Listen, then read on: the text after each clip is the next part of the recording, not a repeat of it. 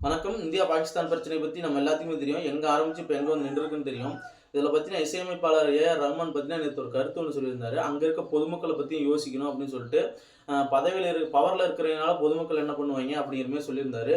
நான் ஒத்துக்கிறேன். அத வந்து நான் மறுக்கவே இல்ல.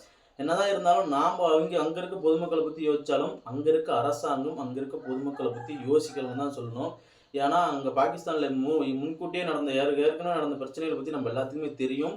என்ன நடந்துச்சுன்னு பசி, பஞ்சம் அப்படின்னு சொல்லிட்டு நெறைய அவைங்க வறுமையில வாடிட்டு இருந்தாங்க. இந்த சமயத்துல போர் தேவையா? அப்படின்னு சொல்லிட்டு அவைங்க யோசிச்சிருந்திருக்கணும். பாகிஸ்தான் மக்கள் மேல பாகிஸ்தான் அரசாங்கமே வந்து கரிசனம் காட்டலன்னு தான் சொல்லணும். அவைங்களோட உடைமைகள், வீடு அதெல்லாம் இழந்திருப்பாய்ங்க. கண்டிப்பா இழந்திருப்பாய்ங்க. நாம்ப நம்ம இங்க இருக்க மக்கள், அங்க இருக்க பொதுமக்கள் மேல கரிசனம் பண்ற அளவுக்கு கூட, அங்க இருக்க சர்வாதிகார அரசாங்கம் அதை அவைங்க வந்து நினைக்கவே இல்ல. நம்ம மக்கள் இருக்காங்களே, நம்ம மக்களுக்கு வந்து நாம பண்ற தப்பால நம்ம மக்கள் பாதிக்கப்படுவாங்கன்னு நினைக்கல. சைனா கிட்டேருந்து பணத்த வாங்கிட்டு, அவங்க அவங்க கிட்டேருந்து ஆயுதங்கள வாங்கிக்கிட்டு, நம்ம மேல போர் தொடுத்துட்டு இருக்காங்க. ஒரு டெஸ்ட் பண்றாய்ங்க. சைனா கிட்டேருந்து ஆயுதத்த வாங்கி, அத நம்ம மேல டெஸ்ட் பண்றாய்ங்க.